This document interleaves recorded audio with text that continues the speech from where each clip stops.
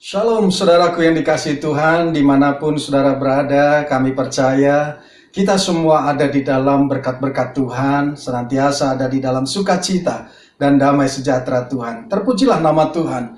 Nah saudaraku yang dikasihi oleh Tuhan, waktu berjalan begitu cepat. Tanpa terasa kita sudah masuk di dalam bulan Oktober tahun 2020. Dan Tuhan senantiasa menuntun kita gerejanya setiap bulan dengan tema demi tema, saudaraku. Beberapa bulan yang lalu Tuhan mengajar kita tentang keluarga. Lalu Tuhan mengajar kita tentang berbalik dan bertobat. Lalu juga Tuhan mengajar kita tentang berbahagia. Dan bulan September yang lalu, sepanjang 1 bulan Tuhan mengajar kita melalui kebenaran firman-Nya tentang menuai. Nah, bulan Oktober ini, saudara, Tuhan membawa kita dengan satu tema yang luar biasa, yaitu kekuatan. Katakan bersama dengan saya, kekuatan. Katakan kanan kiri saudara, kekuatan Tuhan ada padamu. Nah saudara, beberapa waktu belakangan ini, publik dan di masyarakat sedang dihebohkan oleh beberapa berita yang mengusik kehidupan kita. Pertama saudaraku, ITB dan Badan Meteorologi, Klimatologi dan Geofisika atau BMKG baru-baru ini mereka merilis satu hasil riset terkait tentang gempa yang besar atau megatrust disertai dengan tsunami yang setinggi 20 meter yang menghantam pantai selatan Jawa dan Sumatera. Dan dalam hasil riset itu diberikan penjelasan bahwa masyarakat hanya punya waktu 20 menit untuk penyelamatan. Nah tentu hal ini saudara menjadi satu perbincangan. Hal ini tentu membawa kecemasan bagi setiap masyarakat yang ada di selatan Pulau Jawa dan Sumatera, saudara. Lalu yang kedua, informasi yang disampaikan oleh Menteri Keuangan Republik Indonesia Ibu Sri Mulyani bahwa Indonesia harus bersiap-siap memasuki masa resesi. Apa artinya buat masyarakat di mana kita ada di dalamnya, di mana kita akan bersiap-siap masuk dalam masa resesi ini? Saudaraku, saya membaca beberapa hal ketika satu negara masuk di dalam masa resesi, yaitu tingkat pengangguran yang meningkat, daya beli masyarakat yang semakin berkurang, karena yang tidak bekerja tidak akan mengalami kenaikan gaji karena siklus usaha begitu berat. Bahkan ada pemotongan gaji, saudara, bagi setiap karyawan kalau tidak di PHK, saudara. Bisnis usaha yang melambat, bahkan menurun. Bagi kaum muda juga sulit mendapatkan pekerjaan setelah lulus kuliah atau sekolah. Nah, saudara, ini dampak masa resesi yang dialami oleh masyarakat sementara sampai dengan hari ini berita COVID-19 masih juga belum mereda. Jakarta memperpanjang masa PSBB, bahkan beberapa daerah juga memperpanjang masa PSBB ini. Dan vaksin yang masih dalam penyempurnaan, saudara. Ini membuat kita semakin tidak menentu hari-hari ini. Nah saudara, lalu apa yang harus kita lakukan sebagai orang percaya ketika kita menghadapi situasi yang sulit hari-hari ini?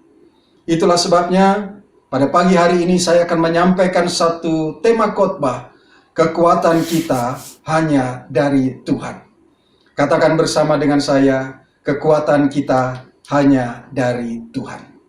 Nah, mari bersama-sama kita membuka firman Tuhan di dalam surat Filipi, pasal yang keempat, ayat 13. Kita akan membaca bersama-sama dengan suara yang keras. Segala perkara dapat kutanggung di dalam Dia yang memberi kekuatan kepadaku. Sekali lagi.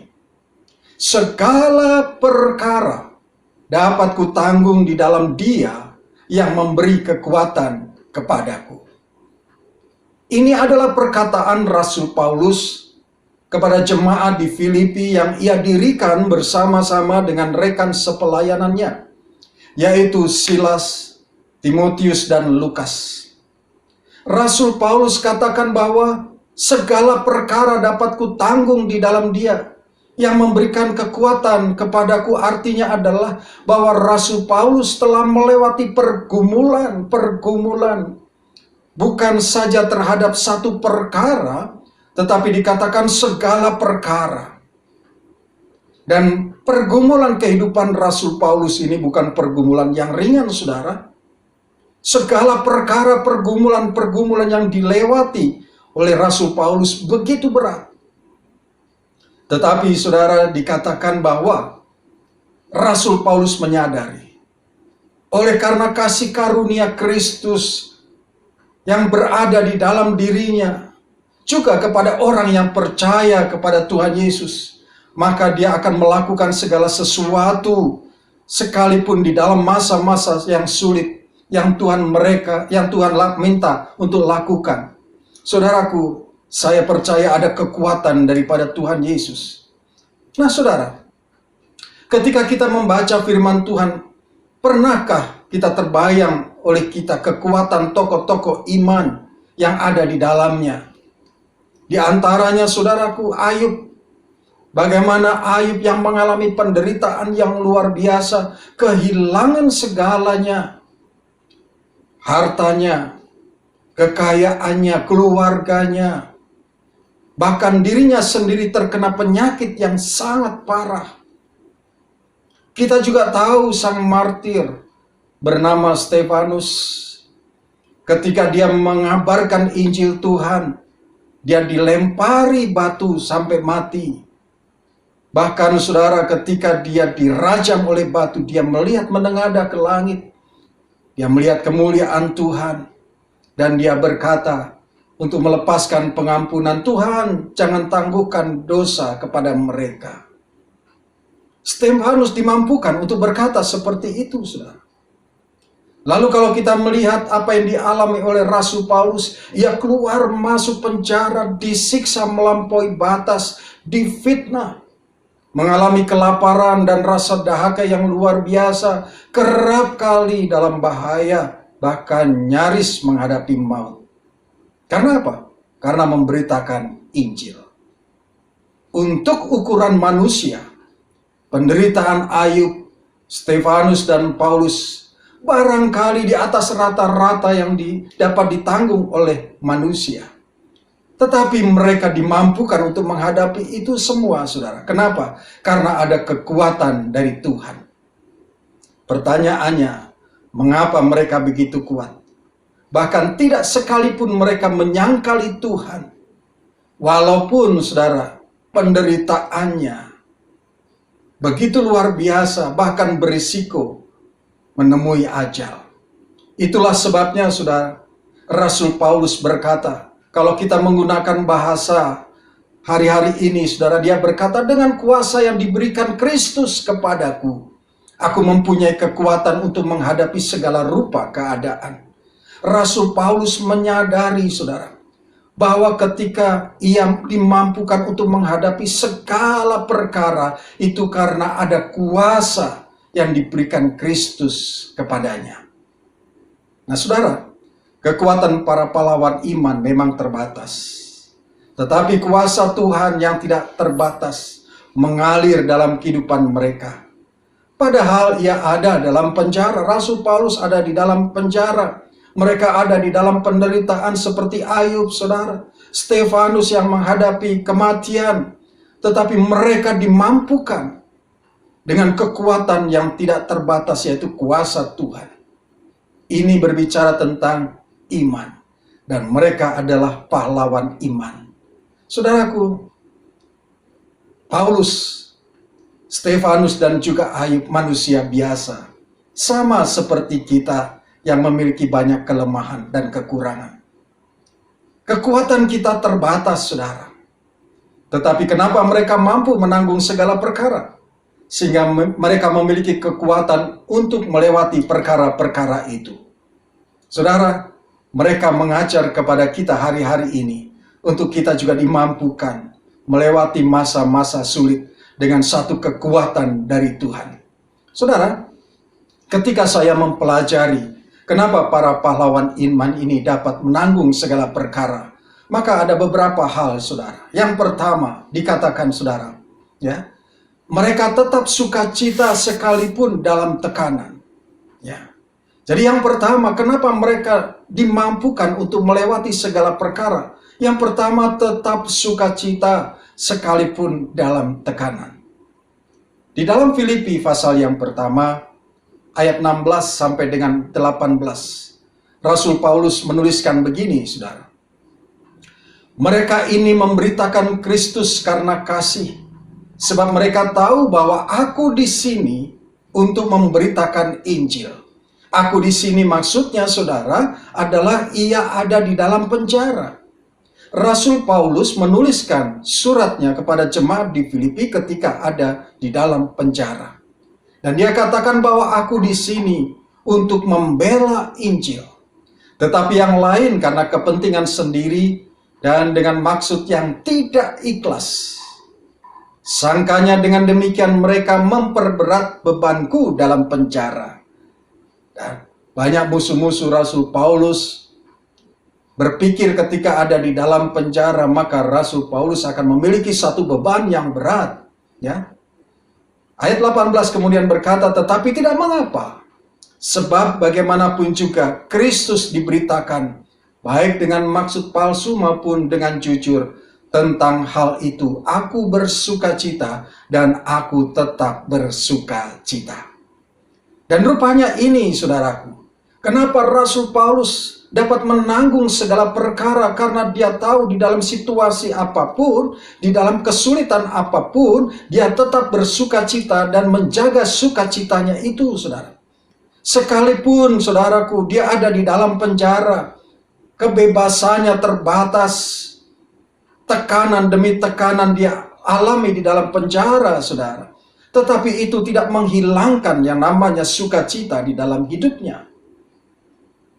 Saya pernah bersama dengan rekan-rekan hamba Tuhan, saudara, melayani di penjara, termasuk juga di Nusa Kambangan.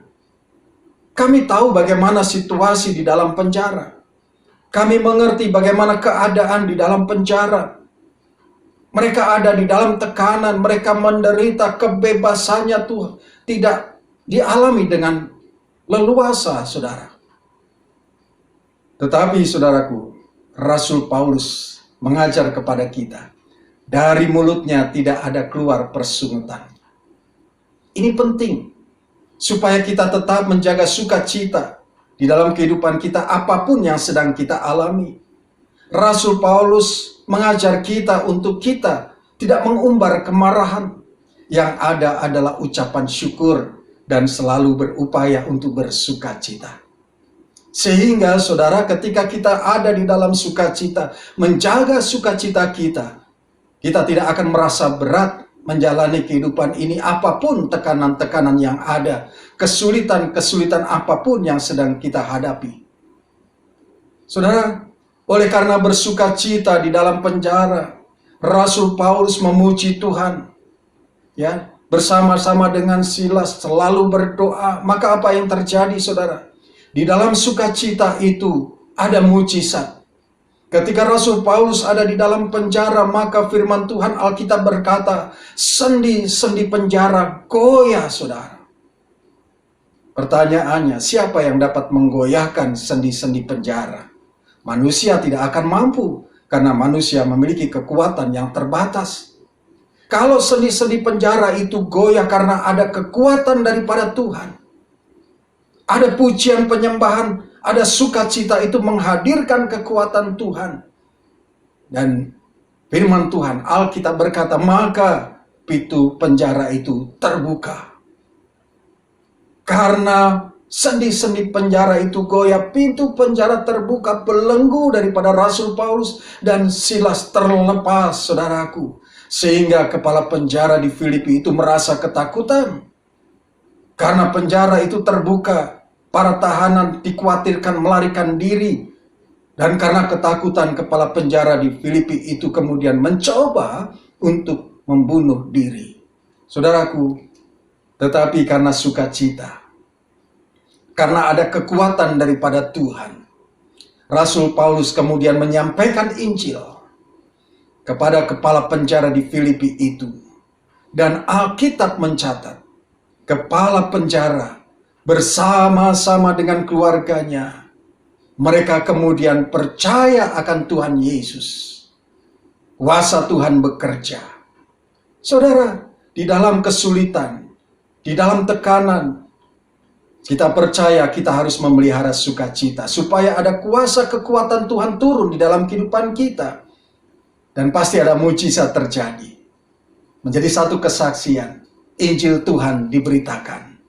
Nah saudara, Rasul Paulus di dalam Filipi pasal yang keempat, ayat yang keempat, dia katakan begini, bersukacitalah senantiasa dalam Tuhan. Sekali lagi kukatakan, bersukacitalah.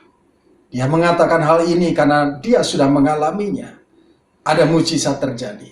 Saudara, mari kita harus menjaga sukacita kita. Di dalam masa-masa sulit ini, apapun kabar yang kita dengar, kita harus tetap sukacita dan percaya. Yang kedua, saudaraku, Rasul Paulus mengajar kepada kita untuk kita percaya akan kuasa daripada Tuhan Yesus. Oleh sebab itu dia berkata, segala perkara dapat aku tanggung, karena dia memiliki kepercayaan akan kuasa daripada Tuhan Yesus. Di dalam Filipi pasal yang keempat, ayat 7, dikatakan demikian, saudara. Damai sejahtera Allah yang melampaui segala akal akan memelihara hati dan pikiranmu di dalam Kristus Yesus. Karena sukacita yang selalu dipelihara oleh Rasul Paulus, akhirnya menghadirkan damai sejahtera. Ini penting. Dalam situasi yang sulit, dalam tekanan-tekanan kehidupan yang ada, kita harus memelihara, menjaga sukacita kita supaya menghadirkan damai sejahtera. Damai sejahtera yang melampaui segala akal.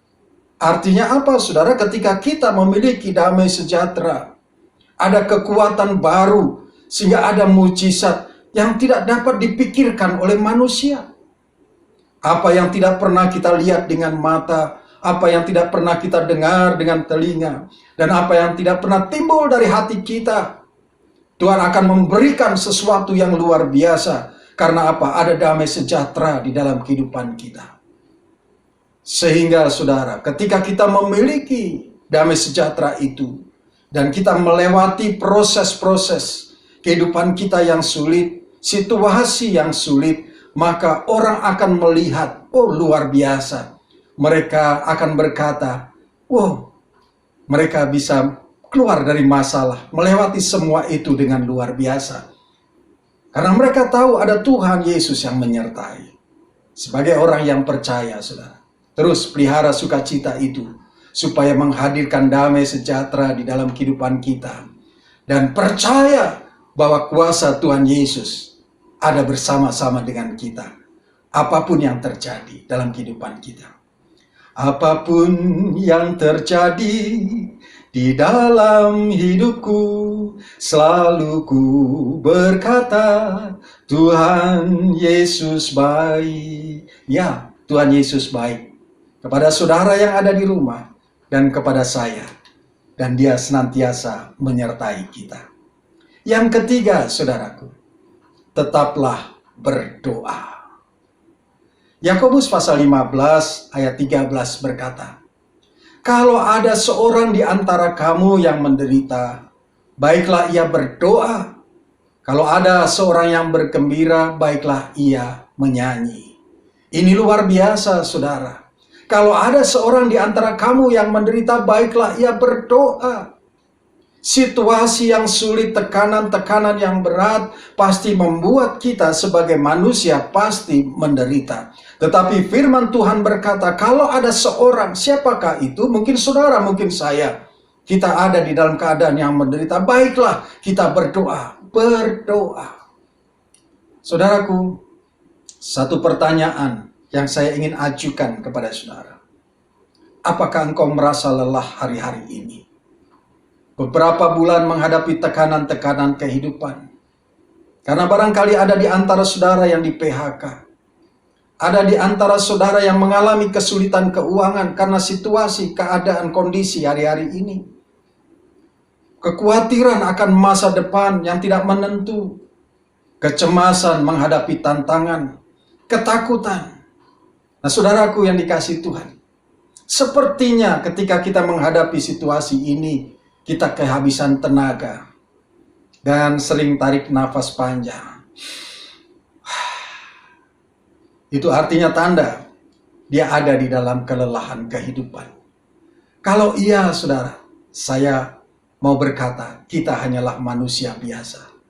Manusia biasa yang memiliki kekuatan yang terbatas. Oleh sebab itu, saudara, firman Tuhan di dalam Yakobus 15 ayat 13 ini berkata, kalau ada seorang di antara kamu yang menderita, baiklah ia berdoa. Pernahkah saudara mendengar lagu, Dia Hanya Sejauh Doa? Lagu ini memiliki makna yang luar biasa, saudara. Yesus hanya sejauh doa. Yesus hanya sejauh doa. Bahwa siapa saja yang berbeban berat, baiklah berdoa, datang kepada Tuhan, dan berseru kepadanya. Dan Dia akan menghampiri kita. Dia tidak pernah jauh dari kita.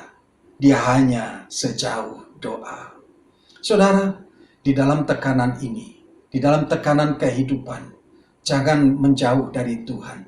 Jangan lari dari Tuhan. Apapun yang terjadi, saudara, datang kepada Tuhan dan berdoa. Karena Dia mendengar setiap doa-doa kita. Dia tidak jauh. Tuhan Yesus tidak jauh. Dia hanya sejauh doa. Artinya, kita diminta untuk berdoa. Bersekutu dengan Tuhan. Mendekati Tuhan. Dan saya percaya kita akan diberikan kekuatan. Saudara, sebagai ayat penutup, kita akan membuka di dalam Mazmur pasal 84 ayat 8. Mereka berjalan makin lama makin kuat, hendak menghadap Allah di Sion. Saudara perhatikan, firman Tuhan ini berkata mereka berjalan. Mereka artinya lebih dari satu. Mereka artinya tidak seorang diri, lebih dari satu. Ini berbicara tentang unity. Suami istri, keluarga, unity di dalam gereja, hamba-hamba Tuhan, pelayan-pelayan Tuhan. Mereka berjalan artinya ada progres untuk maju. Menghampiri apa? Hendak menghadap Allah. Artinya maju menghampiri hadirat Tuhan. Maju berjalan progresif untuk ke depan, untuk kita menghampiri hadiratnya, tahta Tuhan. Saudaraku, berjalan artinya terus menempatkan Tuhan di depan kita, semakin dekat, bukan membelakangi. Mereka berjalan makin lama makin kuat. Ketika makin dekat dengan Tuhan, kita makin kuat, makin kuat, makin kuat. Cari hadirat Tuhan. Saudara yang dikasihi oleh Tuhan, pada hari-hari ini saya percaya Tuhan terus menyertai kita. Ya, saudara, sebagai penutup, saya akan menyampaikan kesimpulan, saudara. Yang pertama, tetaplah bersandar pada kekuatan Tuhan dalam menghadapi tantangan hidup. Jangan mengandalkan kekuatan sendiri. Dan yang kedua, tetaplah pelihara sukacita, sekalipun dalam tekanan kehidupan. Dan yang ketiga, percaya akan kuasa Tuhan. Dia akan memberikan kekuatannya yang tidak terbatas, sehingga kita dimampukan untuk menanggung di dalam segala perkara. Dan yang keempat, tetaplah berdoa. Karena pasti Dia mendengar doa kita. Kita akan menjadi kuat dan tidak mudah dipatahkan oleh tekanan kehidupan. Tetaplah melangkah bersama dengan Tuhan. Pasti Tuhan turun tangan memberikan kekuatan kepada kita untuk menghadapi ketantangan dalam kehidupan kita. Saudara, mari kita persiapkan hati kita untuk kita bersama-sama menaikkan satu pujian penyembahan kepada Tuhan.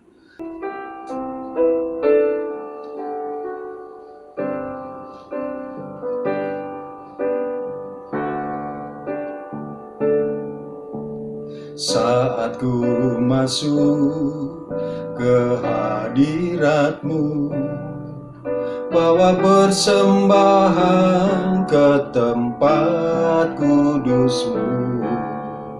Pujian ku naikkan, sembahku berikan bagi-Mu Allah yang mulia.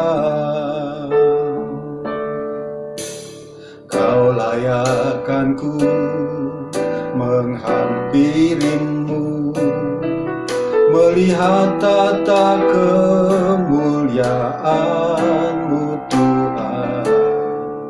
Pujian ku naikkan, sembahku berikan bagi-Mu Allah yang mulia.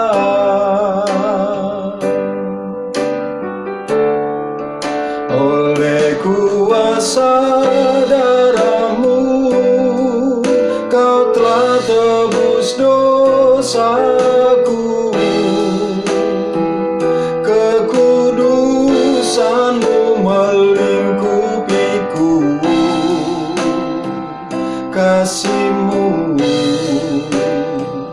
mengalir memulihkan hidupku. Sungguh besar anugerah-Mu, Kau selamatkan hidupku. Ku menjadi ciptaan yang baru oleh kuasa darah-Mu.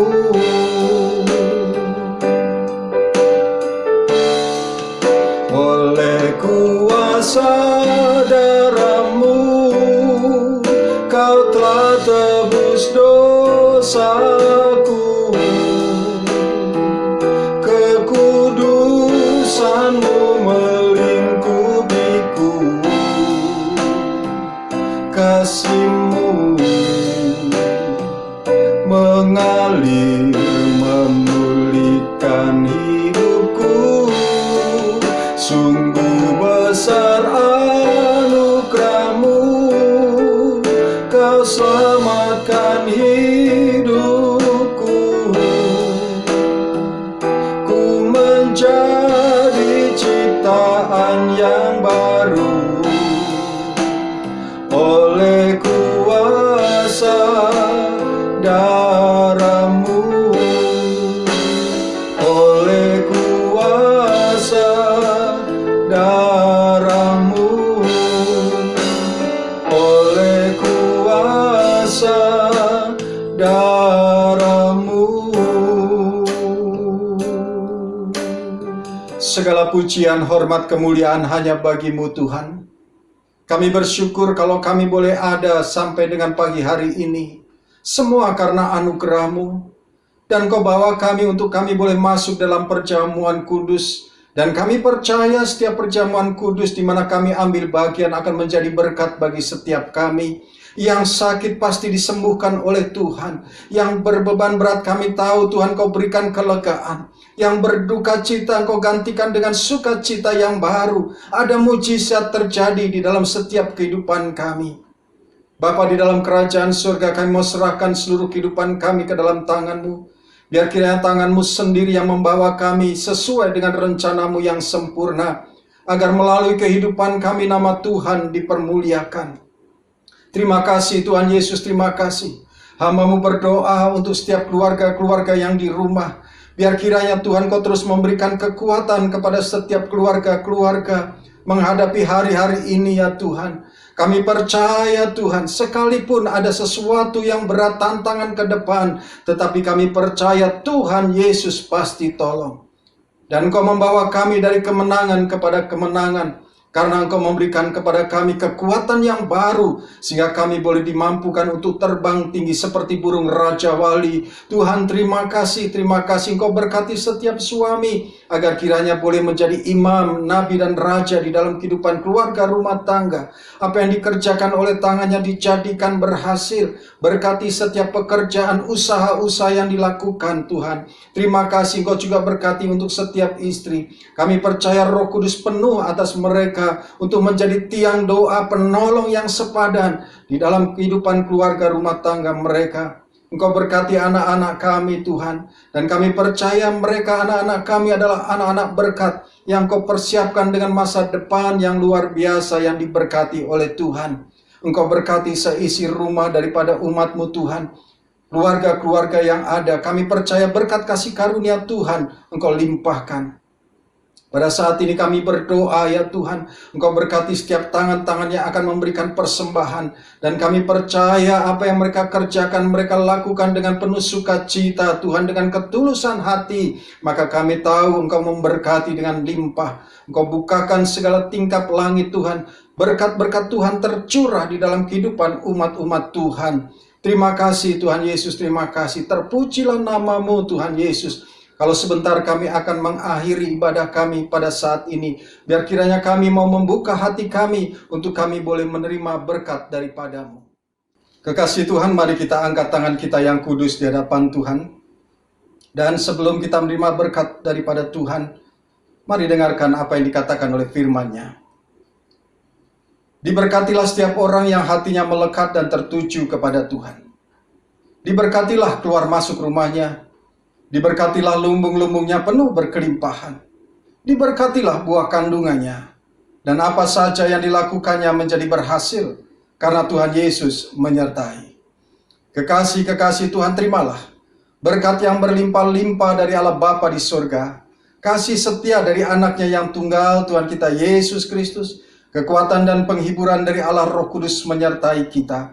Mulai saat ini sampai Maranatha Tuhan Yesus datang, menjemput kita di awan-awan yang permai bahkan kekal selama-lamanya. Di dalam nama Tuhan Yesus Kristus. Haleluya.